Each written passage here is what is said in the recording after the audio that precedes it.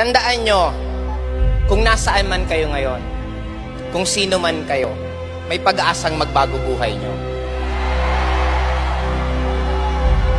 At sana, mahalin po natin ang failures.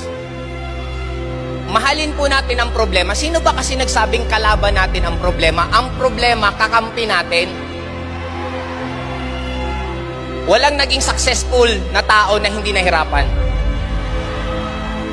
Walang nagsasalita dito sa harap na to na hindi nagutom nung nakaupo dyan.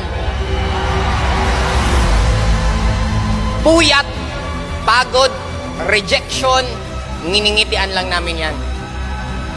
Bakit namin nginingitian? Kasi alam namin, magbabago buhay namin. Huwag kayong matakot madapa. Huwag kayong matakot mahirapan kasi part siya ng growth. Second part, love ko ginagawa ko. Kaya nga kung nahihirapan ka, bakit ka nahihirapan kung mahal mo ginagawa mo?